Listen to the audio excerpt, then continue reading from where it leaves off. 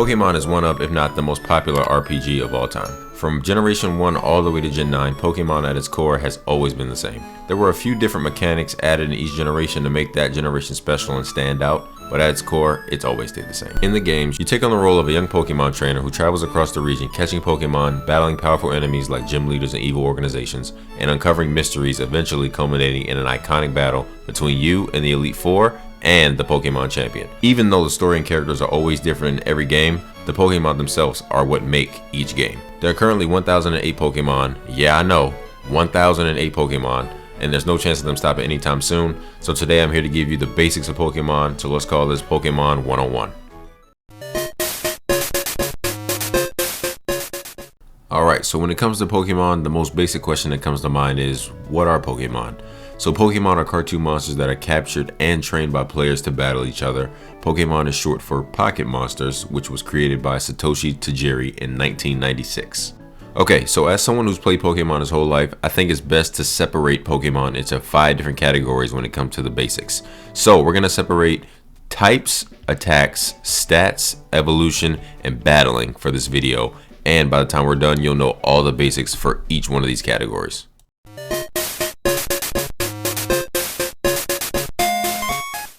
Okay, so starting off with types, this is probably the most important thing when it comes to Pokemon.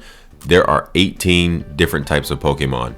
You have normal, fire, water, grass, flying, fighting, poison, electric, ground, rock, psychic, ice, bug, ghost, steel, dragon, dark, and fairy.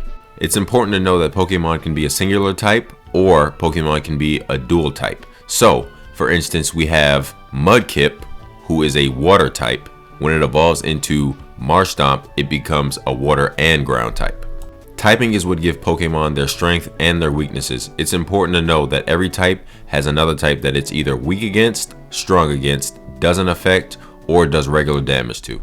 Now, I know it may be hard to remember all the Pokemon types in general, let alone what types are strong against what and what types are weak against what, but that's why I took the time to create this chart for you guys. That way you can screenshot this, save it wherever you need to, and you can always come back to it if you always need a reference. It's also important to note that the chart I gave you guys only covers a basic understanding of single type strength and weaknesses. So if you want to find a dual type Pokemon's weaknesses and strengths, you can either look that Pokemon up on Cerebi.com or you can go to pkmn.help and select both types and it'll give you the strength and weaknesses for it. I just want you guys to keep that in mind because later on when we get into the battling section of this video, that's going to be really important.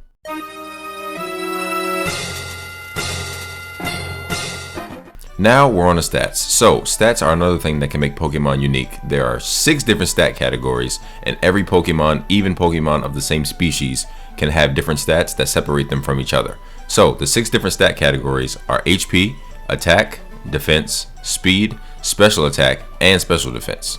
Alright, now that you guys know all 6 different stat categories for a Pokemon, let's talk about what they mean. So HP stands for hit points and it determines how much damage a Pokemon can receive before it faints. Attack partly determines how much damage a Pokemon deals when using a physical move. Defense partly determines how much damage a Pokemon receives when it is hit with a physical move. Special attack partly determines how much damage a Pokemon deals when using a special move. Pokemon battles are turn-based, so speed determines which Pokemon is faster and who goes first in the battle. And special defense partly determines how much damage a Pokemon receives when it's hit by a special move. Every Pokemon by species is going to have a stat that's naturally higher than the others. There are Pokemon who are naturally more defensive, like Toxapex. There are Pokemon that are naturally physical attackers, like Gyarados, meaning its physical attack stat is higher than the other ones, like it's 125. But you have Pokemon that are natural special attackers like Alakazam, just like you have Pokemon who are natural special defenders like Snorlax. I do want to say I think HP and speed are the 2 most important categories when it comes to Pokemon and Pokemon battling, because a Pokemon with a higher speed can always go first, and a Pokemon with a higher HP, it always takes more attacks to get them to faint. Every Pokemon has a base stat value for every category, meaning those are what each stat starts at. But base stats can be increased by leveling up a Pokemon, its individual nature, its individual values, and its effort values. Now, since this video is just on the basics, we're not going to talk about everything. We're only going to talk about leveling up and natures because those are the basic of the basic. When a Pokemon grows a level either by an item or by battling, its stats will increase. Natures, however, on the other hand, enhance the growth of one stat also while decreasing the value of another stat. So, for instance, if a Pokemon has a jolly nature when you catch it, its speed will be increased by 10% and its special attack will be decreased by 10%. Okay, so that's it for the stats. Listen, I know it's a lot to take in. Trust me, I know it's a lot to take in. But the goal of this video is to build off of each category, and at the end, everything will make sense. I promise you. And if it doesn't, you can leave a comment down below. I'll answer any questions. And everything that I discussed in this vid is available for Google search. You can find it on PokemonDB.net, Cerebi, Bulbapedia, wherever. You have the internet at your resource. So trust me, let's keep it going.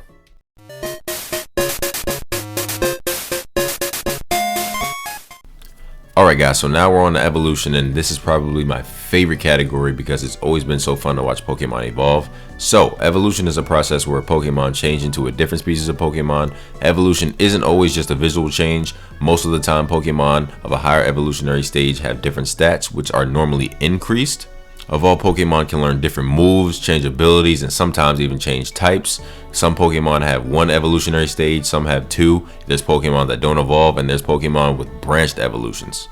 If you're asking yourself, well, how do I evolve my Pokemon? The answer is simple. There are several different methods for evolving Pokemon, and every Pokemon isn't the same. But the most basic answer is by leveling up. You can level up by item, or you can level up by battling. Now, like I said, every Pokemon is different, so if your Pokemon doesn't evolve by leveling up, then that means there's a specific condition that you have to meet for it to evolve. Here are a few ways outside of leveling up that Pokemon evolve. Having high friendship, holding a specific item, a certain time of day, knowing a certain move, and being traded. It's also important to note that some evolutions are completely dependent on a Pokemon's gender. For example, a female Combee can only evolve into Vespiquen. A male Combee is not going to evolve at all. Now that you know a little bit more about evolution, let's go over a few different Pokemon and how they evolve. This Pokemon is Beldum. It's a Steel and Psychic type, and it's one of my favorite Pokemon from Gen 3. Now, Beldum evolves into Metang at level 20 and Metagross at level 45. It keeps the Steel and Psychic typing throughout every evolutionary stage. Now, Beldum is a basic level up evolutionary family. Now let's go over a branched evolutionary family. So, Oddish is a Grass and Poison type. It evolves into Gloom at level 21. But you can evolve Gloom into either Vileplume or Blossom depending on what stone you use. Now, both Pokemon I just showed you are examples of a two-stage evolutionary family. Now let's go over a one-stage evolutionary family. Here's the Pokemon Clobbopus. Clobbopus is a fighting type, and it evolves into Grapploct when it levels up knowing the move Taunt. This is Cacnea. Cacnea is a grass type, and it evolves into Cacturn, which is a grass and dark type at level 32. Alright, so now let's go over a Pokemon that needs to be traded as a condition for evolving. This is Machop. Machop is a fighting type. It evolves into Machoke, which is also a fighting type at level 28. Once you have a Machoke, you can trade it to a friend and it'll evolve into Machamp.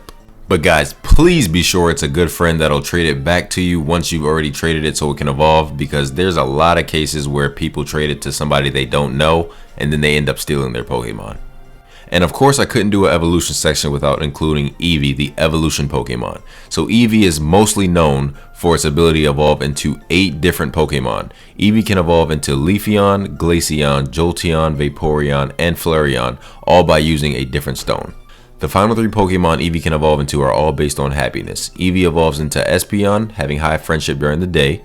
Eevee evolves into Umbreon, having high friendship during the night. And Eevee can evolve into Sylveon, having high friendship while knowing a fairy type move.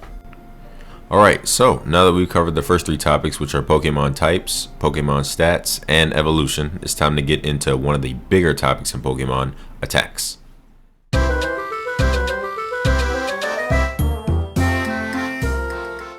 All Pokemon can learn up to 4 moves for battle, and these moves can be used to either attack or defend with during that battle.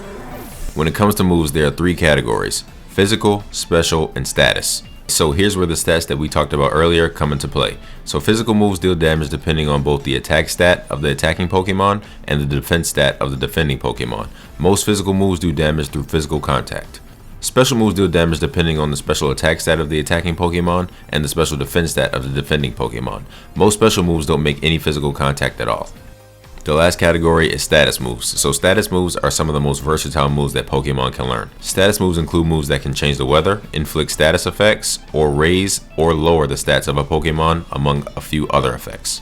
All moves that a Pokemon can learn have a type that's associated with them, a set amount of times that you can use that move before it runs out, which is called PP, and accuracy, which means the probability that that move will hit. Each Pokemon has a specific set of moves that they can learn either by level up or TM. Once your Pokemon is at a specific level, they won't learn any new moves by leveling up. TM stands for Technical Machine. TMs can be used to teach Pokemon a variety of different moves, and TMs can be found randomly or bought at specific locations in every Pokemon game. Some Pokemon have access to a wider variety of moves outside of its type. So, Salamence, for example, is a dragon and flying type, but it can learn Flamethrower, Zen Headbutt, Earthquake, and Brick Break. Now that you have all of this information about Pokemon moves and attacks, let's go over a few examples. Flare Blitz is a fire type physical attack that has a 120 base power that also has a 100% accuracy, and you can use it up to 15 times. Now in Pokemon, every move has a description and you have to read that to know exactly what your move does. The user cloaks itself in fire and charges the target to inflict damage. This also damages the user quite a lot and may leave the target with a burn. So while this is a very powerful attack sitting at 120 base power, it also has a drawback to it as it will hurt the Pokemon that uses it as well. Sure Cold is an ice type special move that you can use up to 5 times, but it only has a 30% accuracy. Now, if you're wondering why this attack doesn't have any power, let's read the description. The target faints instantly. This move is less likely to hit the target if it's used by a Pokemon other than ice types. So this attack basically guarantees a one-hit KO in battle, but there is a 30% accuracy, so you have a 70% chance of missing this attack, even though it's very powerful. Swords Dance is a normal type status move that you can use up to 20 times, and it has no accuracy because it's not an attacking move. In game, Swords Dance is described as a frenetic dance to uplift the fighting spirit. This sharply boosts the user's attack stat. Anytime a status move is used and you see the word sharply, that means it's doubled. In this case, your attack stat is doubled. This means if you're able to use Swords Dance before you attack with a physical move, that physical move is going to do massive damage to your opponent. Now that you know a little bit about the basics of Pokemon moves, it's time to move on to the final section of this video, Pokemon battles.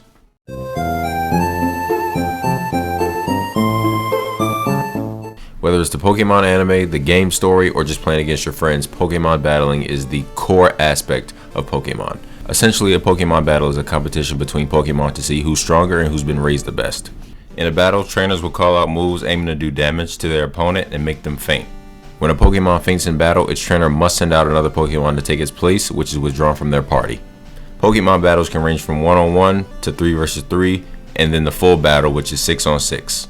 Since a party can only contain up to 6 Pokemon, when all of a trainer's Pokemon has been beaten, that means they've lost. In the anime, Pokemon battles are a lot more free-flowing, but inside the game, Pokemon battles are turn-based. In a Pokemon battle, you'll have the option to fight, run away, go inside your bag, or change Pokemon. Now, there are a lot of aspects to battling, so we're going to talk about the fighting section. Once you click the fight button, you'll have access to the 4 moves that your Pokemon can learn. Now, there are a lot of factors to consider when determining what move to use against your opponent. The main important thing to know when trying to win a Pokemon battle is what Pokemon you're going up against and their typing. This is where the Pokemon type section of this video and the Pokemon move section of this video are going to come in handy.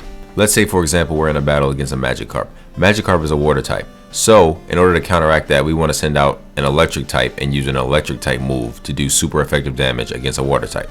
When you attack in Pokemon, there are a few different sounds you'll notice as you attack. Those sounds indicate a specific amount of damage that is done to the opponent. When it says a move did super effective damage, that means the move did double the normal amount of damage. This only happens when a Pokemon is hit with an attack that has a type it's weak to, like using a fire move on an ice type. When it says a move wasn't very effective, that means it'll do half the normal amount of damage. This only happens when a Pokemon is hit with an attack that has a type it's strong against, like using a fire type move against a water type. If you don't see either one of those come across the screen after you attack, that means your Pokemon did the standard amount of damage based on your Pokemon's moves and stats. Now, because there are so many Pokemon, and like I said before in the move section, so many Pokemon have access to so many different moves, this is the part where battles get exciting. In a battle, typing is not all that matters. The moves that your Pokemon know matters just as much as the type that they are. Just because you have a type advantage doesn't always guarantee that you'll win. You also have to factor in your stats and the stats of the Pokemon that you're fighting as well. Your opponent's Pokemon can know a move that's super effective against you and you would have never guessed it. For example, let's say I have a Volcarona and you have a Poliwrath. On paper, you might be thinking you have the advantage because you have a water and fighting type against my fire and bug type. However, Volcarona can learn Giga Drain, which is a grass type move, and it can learn Air Slash, which is a flying type move. Volcarona is also faster, which means I'll have the first move. That example is one of the many reasons why Pokemon battles are so competitive, because you can teach your Pokemon moves to cover up their weaknesses and enhance their strengths. The other reason why Pokemon battles are so fun is because you can build your team up however you want to. Because you can keep up to 6 Pokemon with you at all times, you can build your team up however you want to handle any situation you think you might be in. This is where switching your Pokemon in and out of battle can help. If you notice that one Pokemon you have out currently is at a disadvantage, you can switch out another one of your Pokemon that might have a better shot of beating that Pokemon into the battle. Now, the other thing that you have to think about when you're battling is the trainer that you're battling. The trainer that you're battling might have a strategy that you're not used to seeing. So then you have to do your best to kind of navigate the battle and try to predict what your opponent's going to do so you can counteract that. Now, it's important to know that the damage that you do to your opponent isn't just a random amount of damage. There are a bunch of formulas in game behind the code and everything like that that determine the amount of damage that you do to your opponent. But we're not going to get into that because this is just the basics of battle. Alright guys, so we've talked about the basics of everything. We've talked about typing, Pokemon stats, Pokemon moves, battles, and Pokemon evolution. And the most important thing to remember is Pokemon is so free. The freedom of Pokemon, the expression of Pokemon, there are a bunch of different Pokemon, so you can be expressive with the Pokemon that you like, the Pokemon that you use, and you can be super different. That's the best part about Pokemon. There isn't one particular Pokemon that's better than everything else. It's all specific to you and what you like. I honestly hope that everyone who doesn't really know much about Pokemon, I've taught you something new. Now it's your turn to get a Pokemon game and start your own journey. I appreciate you guys for watching. Don't forget to drop a like and drop a sub if you're new to the channel. And I'll see y'all next video.